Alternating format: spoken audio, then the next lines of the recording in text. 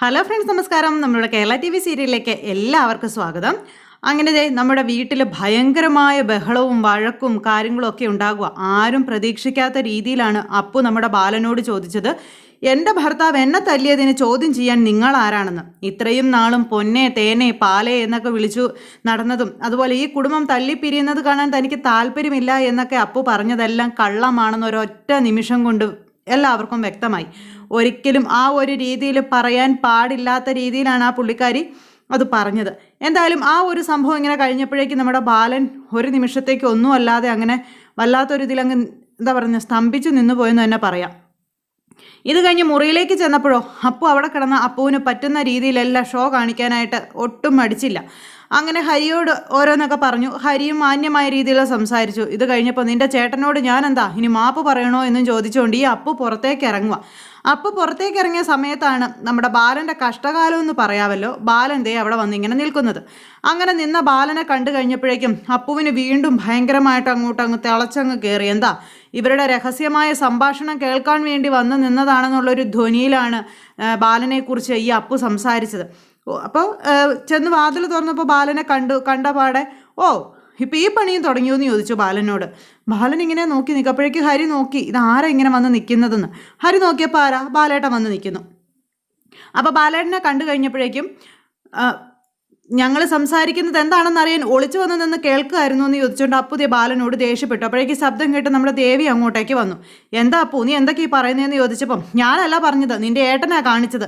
നമ്മൾ തമ്മിൽ എന്താണ് സംസാരിക്കുന്നതെന്ന് അറിയാൻ വേണ്ടിയിട്ടേ ഇത്രയും നേരം ഡോറിൻ്റെ പുറത്ത് വന്ന് ഒളിഞ്ഞു നിൽക്കുമായിരുന്നു, പറയുന്നതെല്ലാം കേൾക്കാൻ അത് കേട്ടു എന്നൊക്കെ പറഞ്ഞ് അപ്പു ഇങ്ങനെ പറയുമ്പം ഞാൻ ഇതിനൊന്നും വന്നതല്ല, ഞാൻ വന്ന് വാതിലേൽ കൊട്ടാനായിട്ട് തുടങ്ങുമായിരുന്നു. അപ്പോഴാണ് അപ്പുമോള് വന്ന് വാതിൽ തുറന്നതെന്ന് പറഞ്ഞ് അങ്ങനെ നമ്മുടെ ബാലനുള്ള കാര്യം പറയുമ്പോൾ ബാലേട്ടാ ചെയ്തതോ ചെയ്തു, ഇനിയും ചെയ്ത കാര്യങ്ങൾ ഞങ്ങളുടെ മുന്നിൽ ന്യായീകരിക്കാനൊന്നും നിൽക്കണ്ട, നിങ്ങൾക്ക് നാണമില്ലേ എന്ന് ചോദിച്ചു അപ്പു. ചെയ്ത കാര്യങ്ങൾ ഇങ്ങനെ വീണ്ടും വീണ്ടും മുഖത്ത് നോക്കി നുണയാക്കി പറയാൻ നിങ്ങളെപ്പോലെ തൊലിക്കെട്ടി വേറെ ആർക്കും ഉണ്ടാവില്ല കേട്ടോ എന്നൊക്കെ പറഞ്ഞ് അങ്ങനെയൊക്കെ ഇങ്ങ് പറയണു. അപ്പോൾ ഇതൊക്കെ കേട്ടപ്പോൾ ബാലൻ്റെ കണ്ണൊക്കെ ഇങ്ങനെ പുടുപുടാന്ന് ഇങ്ങനെ നിറഞ്ഞൊഴുകിക്കൊണ്ടിരിക്കുക. തൊട്ടരികിൽ ദേവിയും വന്നതെല്ലാം കേട്ടോണ്ട് നിൽക്കുവാണ്. അപ്പോൾ ബാലേട്ടൻ ഒരിക്കലും അങ്ങനെ ചെയ്യില്ലെന്ന് പറഞ്ഞുകൊണ്ട് ഹരി ഇങ്ങനെ പറഞ്ഞപ്പോൾ അതൊക്കെ നിങ്ങളുടെ മുന്നിൽ ബാലേട്ടൻ ഇപ്പം ചെയ്തതേ ഞാൻ എൻ്റെ കണ്ണുകൊണ്ട് കണ്ടതാ, അതിനപ്പുറം ഒന്നും ഇല്ലല്ലോ. എന്തായാലും നിങ്ങൾക്ക് തീരെ മാനേഴ്സ് ഇല്ലെന്നുള്ള കാര്യം എനിക്ക് മനസ്സിലായി. നിങ്ങൾക്കില്ലാത്ത മാനേഴ്സ് എങ്ങനെ നിങ്ങളുടെ അനിയന്മാർക്കുണ്ടാകും അല്ലേ എന്നൊക്കെ ചോദിച്ചുകൊണ്ട് നമ്മുടെ അപ്പു ഇങ്ങനെ റൂട്ട് മാറ്റിവിട്ട് സംസാരിക്കുക. അതായത് വളരെ വൈകാരികമായി സംസാരിക്കുന്നു. ഇത് കേട്ടപ്പോഴത്തേക്കും സോറി, ഞാൻ ചെയ്തു പോയ കാര്യങ്ങൾക്ക് ക്ഷമ പറയാൻ വേണ്ടി വന്നതാണെന്ന് പറഞ്ഞപ്പം ബാലേട്ടൻ്റെ ഒരു ക്ഷമയും ഇവിടെ ആർക്കും ആവശ്യമില്ല. പിന്നെ എനിക്കതൊന്നും കേൾക്കാൻ താല്പര്യമില്ലെന്നും പറഞ്ഞുകൊണ്ട് നമ്മുടെ അപ്പു ഇച്ചിരിയും കൂടെ അങ്ങ് വലിയ ആളായി. അതും പറഞ്ഞ് അപ്പു ഇങ്ങനെ അവിടെ നിൽക്കുന്നു. ഈ സമയത്ത് ബാലനെ വിളിച്ചുകൊണ്ട് ദേവി അങ്ങോട്ടേക്ക് പോകുക. ഹരിയോട് ക്ഷമയും പറഞ്ഞിട്ട് ബാലൻ അങ്ങ് പോയിട്ടോ. ബാലൻ അങ്ങ് പോയി കഴിഞ്ഞപ്പോഴത്തേക്കും നമ്മുടെ ദേവിയും അതുപോലെ ഹരിയും ഒക്കെ ഇങ്ങനെ പരസ്പരം അങ്ങോട്ടും ഇങ്ങോട്ടും നോക്കി. അപ്പുവിന് ഇതൊന്നും ബാധകമേ അല്ല. അപ്പോൾ ദേവി കുഞ്ഞിൻ്റെ കാര്യം ചോദിച്ചു. അവൾ ഇന്ന് മുതലേ എൻ്റെ കൂടെയാണ് കിടക്കുന്നത്, സ്വന്തം അമ്മയുടെ കൂടെ അവൾ കിടന്നാൽ മതി, അങ്ങനെ മാറിക്കിടക്കേണ്ട കാര്യമൊന്നും ഇല്ലെന്നും പറഞ്ഞുകൊണ്ട് അപ്പു വലിയ ആൾ കളിച്ചു. എന്തെങ്കിലും ആവട്ടെ. അപ്പോൾ അത് പറഞ്ഞത് കാരണം നമ്മുടെ ദേവി കരഞ്ഞുകൊണ്ട് അങ്ങ് പോയി.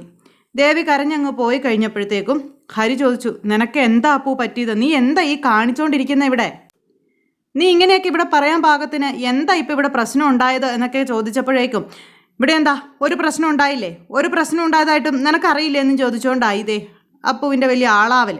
അപ്പോൾ അങ്ങനെ ആളായി കഴിഞ്ഞപ്പോഴത്തേക്കും ഹരി പറഞ്ഞു, നീ ഇനി എന്നോടൊന്നും സംസാരിക്കണ്ടെന്നും പറഞ്ഞ് അങ്ങനെ ഹരി അങ്ങ് പോയി. ഹരി അതും കഴിഞ്ഞ റൂമിലേക്ക് കയറിപ്പോയി. അപ്പു വലിയ ആളും കളിച്ച് അവിടെ അങ്ങനെ ഇരിക്കുന്നു.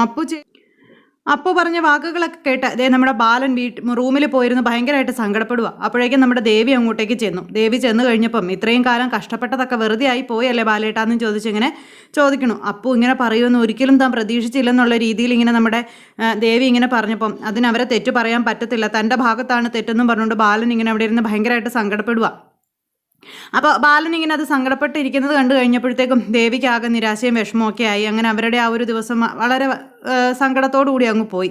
കുഞ്ഞിനെ പോലും അപ്പോൾ തന്നു വിട്ടില്ലെന്നുള്ള കാര്യമൊക്കെ പറഞ്ഞ് അങ്ങനെ ഇവർ തമ്മിൽ ആ കാര്യമൊക്കെ പറഞ്ഞുകൊണ്ട് റൂമിൽ നിൽക്കുമ്പോൾ നമ്മുടെ കണ്ണൻ്റെ അരികിലേക്ക് ശിവൻ ചെന്ന് വാതിലിൽ കൊട്ടി. കണ്ണൻ വന്ന് വാതിൽ തുറന്നു. എന്താ ശിവേട്ടാന്ന് ചോദിച്ചു.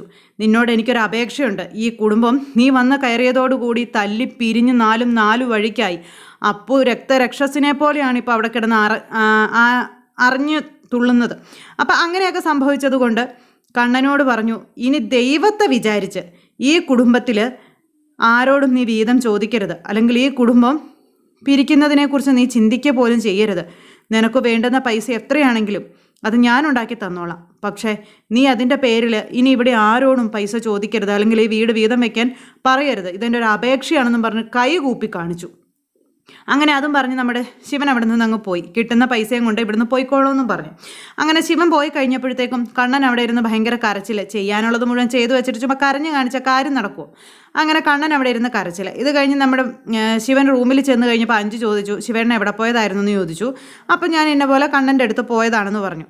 കണ്ണൻ്റെ അരികിൽ ചെന്നിട്ട് കണ്ണൻ എന്താ പറഞ്ഞതെന്ന് ചോദിച്ചപ്പോൾ കണ്ണനൊന്നും പറഞ്ഞില്ല എന്ന് പറഞ്ഞു. ശിവേട്ടാ, എനിക്ക് ചില സംശയങ്ങളൊക്കെ ഉണ്ട്. എന്ത് സംശയങ്ങൾ? കണ്ണൻ്റെ ഈ വരവിന് പിന്നിൽ എന്തെങ്കിലും ദുരുദ്ദേശമുണ്ടോ? അങ്ങനെ എനിക്കും തോന്നാഴുകയില്ല. ഒരു പക്ഷേ കണ്ണന് ചിലപ്പോൾ വലിയ മോഹന വാഗ്ദാനങ്ങളൊക്കെ കൊടുത്ത് ഭദ്രൻ ചിറ്റപ്പനോ അല്ലെങ്കിൽ തമ്പിസാറോ ഇവരാരെങ്കിലും പറഞ്ഞയച്ചതായിക്കൂടെ എന്നിങ്ങനെ ചോദിച്ചപ്പം അങ്ങനെ ഒരു സംശയം തനിക്കും ഉണ്ടായതായിട്ട് നമ്മുടെ അഞ്ചു ഇങ്ങനെ പറയുക. ഒരു പക്ഷേ അവൻ്റെ പിന്നിൽ കളിക്കുന്ന ഈ ഒരു ശക്തികൾക്ക് വേണ്ടിയിട്ടായിരിക്കും അവൻ ഈ കുടുംബത്തിൽ വന്ന് തല്ലി പിരിഞ്ഞ് വഴക്കുണ്ടാക്കുന്നത് എന്നും പറഞ്ഞുകൊണ്ട് അങ്ങനെ പറഞ്ഞു. അപ്പോൾ അത് കേട്ട് കഴിഞ്ഞപ്പോഴത്തേക്കും ഇവർ തമ്മിൽ ആ ഒരു സംസാരത്തിൻ്റെ ഇടയിൽ പ്രശ്നങ്ങൾ ഇന്നപോലെയൊക്കെ ആകാൻ ഇതിൻ്റെ പിറകിൽ എന്തായാലും ഒരു ശക്തി ഉണ്ടാകും. അല്ലെങ്കിൽ ഒരിക്കലും നമ്മുടെ കണ്ണൻ ഇതുപോലൊന്നും പ്രവർത്തിക്കില്ല, പ്രതികരിക്കില്ല എന്നുള്ള കാര്യം ഇവർ തമ്മിൽ അങ്ങോട്ടും ഇങ്ങോട്ടും പറയുക. അങ്ങനെ ഇവർ തമ്മിൽ ആ ഒരു കാര്യമൊക്കെ സംസാരിച്ചുകൊണ്ട് ഇങ്ങനെ അവിടെ നിൽക്കുന്നു. അപ്പോൾ ഇവർ തമ്മിൽ ഈ ഒരു കാര്യമൊക്കെ സംസാരിച്ചുകൊണ്ട് നിൽക്കുന്ന സാഹചര്യത്തിലാണ് നമ്മുടെ ബാലേട്ടനെയും ദേവിയെയും അറിയിക്കാതെ ഇതിൻ്റെ ഒരു അന്വേഷണം തന്നെ നടത്തണമെന്ന് ശിവൻ തീരുമാനിക്കുന്നത്. അങ്ങനെ അവർ ആ ഒരു തീരുമാനമായിട്ട് അവിടെ നിൽക്കുന്നു. ഇത് കഴിഞ്ഞ് രാവിലെ ആയി. നമ്മുടെ ദേവി അടുക്കളയിൽ ജോലി ചെയ്തുകൊണ്ടിരിക്കുമ്പോൾ അപ്പു അടുക്കളയിലേക്ക് വന്നു. അപ്പോൾ അപ്പുവിനെ ദേവി മൈൻഡേ ചെയ്യുന്നില്ല. എന്തു പറ്റി ദേവേടത്തി, എന്താ ഞാൻ വന്നത് കണ്ടില്ലേ എന്ന് ചോദിച്ചപ്പോൾ ഞാൻ കണ്ടിട്ടിപ്പോൾ എന്തിനാണെന്ന് ദേവി അന്നേരം ചോദിച്ചു. എന്താ ഇന്നലെ പറഞ്ഞതിൻ്റെ പ്രതികാരം വീട്ടുകയാണോ എന്ന് ചോദിച്ചപ്പോൾ പ്രതികാരം വീട്ടാനോ? പ്രതികാരം വീട്ടാനൊക്കെ ഞാൻ ആരാപ്പൂ? ഞാൻ ആരെങ്കിലും ആണെങ്കിലല്ലേ എനിക്ക് പ്രതികാരം വീട്ടേണ്ട കാര്യമുള്ളൂ എന്നും ചോദിച്ചു. പിന്നെ ദേവേടത്തിയെന്നാ മിണ്ടാതിരിക്കുന്നേ? എൻ്റെ ബാലേട്ടനോട് അതിരിൽ കവിഞ്ഞ് ആര് സംസാരിച്ചാലും ഞാൻ അവരോട് ക്ഷമിച്ചെന്ന് വരില്ല, അല്ലെങ്കിൽ എനിക്ക് അവരോട് യാതൊരു താല്പര്യം ഉണ്ടാകില്ല എന്ന് പറഞ്ഞു. അപ്പോൾ അത് കേട്ടപ്പം നിങ്ങൾക്കൊക്കെ എന്തോ ആകാവല്ലേ, അതുപോലെ തന്നെ ഞാനും എൻ്റെ ഭർത്താവിനെ തൊട്ട് കളിച്ചാലേ അത് നോക്കി നിൽക്കാൻ എന്നെ കിട്ടത്തില്ല, അതിന് ഞാൻ പ്രതികരിച്ചിരിക്കുമെന്നും പറഞ്ഞുകൊണ്ട് അപ്പു അടുക്കളയിൽ നിന്ന് അങ്ങ് പോകുക. അങ്ങനെ അപ്പുവും ദേവിയും കൂടെ അടുക്കളയിൽ മുടിഞ്ഞ പോരും വഴക്കും കാര്യങ്ങളും ഒക്കെ. അപ്പോൾ അവരുടെ ജീവിതം വഴിയാധാരമാകുമെന്ന് അറിഞ്ഞപ്പോൾ അപ്പു പ്രതികരിക്കാൻ തുടങ്ങി. അങ്ങനെയൊക്കെയുള്ളൊരു സിറ്റുവേഷനാണ് നാളത്തെ കഥയിൽ വരണത്. എല്ലാവരും കാണണം കേട്ടോ. എല്ലാവർക്കും നല്ലൊരു ദിവസം ആശംസിച്ചുകൊണ്ട് നിർത്തുകയാണ്. നന്ദി.